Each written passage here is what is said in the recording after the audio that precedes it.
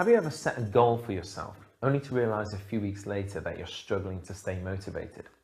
It's happened to many of us at one point or another. So how can you set goals that you want to keep working on in the long term? Doctors Edwin Locke and Gary Latham spent many years researching goal-setting theory. Between them, they identified 5 elements that you need to consider if you want to achieve your goals. You can use these principles when setting goals for yourself or for members of your team. The first element is clarity. The goal needs to be clear and specific. The goal also needs to be challenging. Goals that are too easy won't be motivating because they won't feel important. But goals that are difficult to achieve feel significant, so you work harder to realize them. The third element is commitment. You or your people need to be committed to the goal. For personal goals, this means that the goal needs to be something that you actually want to do. For team members, you can build commitment by giving them a say on what their goals are and how they achieve them. The fourth element that Locke and Latham highlighted is feedback. This is important when you set goals for members of your team. But you can also apply this to personal goals by setting measurable goals that allow you to see your progress. The last element is complexity. If a goal is too complex, break it down into smaller sub-goals. Now, read the article that accompanies this video and learn more about how to set effective goals for yourself and your team members.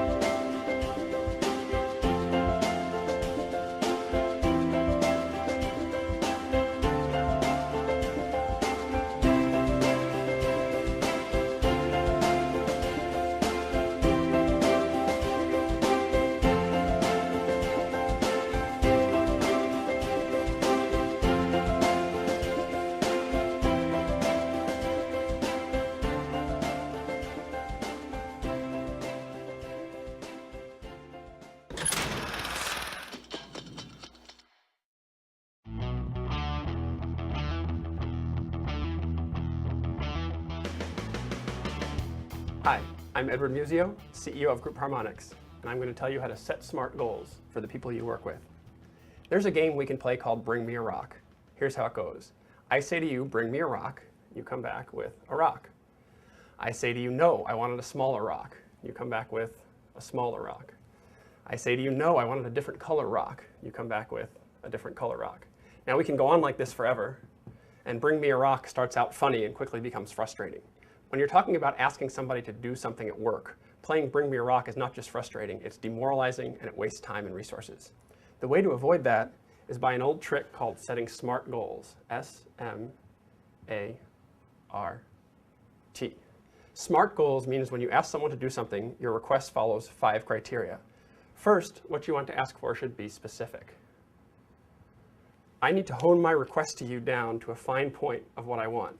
I shouldn't just say, go find out what's going on in sales. Maybe I should say, there's been a 10% decrease in sales figures over the last 6 months.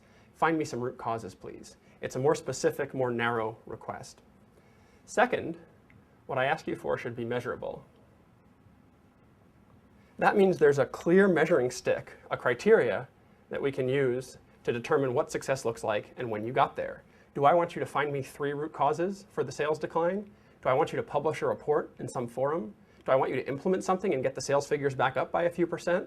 Whatever the criteria is, it needs to be clear, and we need to agree how we'll know when you got there. A stands for attainable.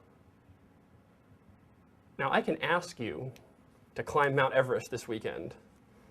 You can know what I want and not be able to do it. I can ask you to produce a 400% increase in company revenue, and you can know what I want and not be able to do it. What I ask you for has to be something you can reasonably produce. If I don't know what's reasonable, I need to work with you to agree on what is a reasonable goal.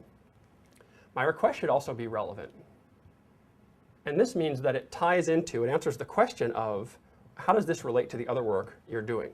For example, if you're a person that works in IT, supporting computers, and I'm sending you off to look into sales figures, that might not be a very relevant request unless I can explain why you're the right person to do it.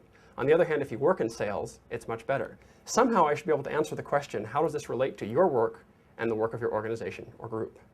Finally, my request for you should be time-based or time-bound. And this just means that I'm going to put some kind of a clock or a calendar or something on my request to you so that you know when it's due. That way we're clear on when I expect it. So that's it. When I ask you to do something for me, I should make sure that my request is specific. I ask you for exactly what I want. Measurable, we agree on what success looks like. Attainable, it's something you can do. Relevant, it's something that relates to the other work you're doing.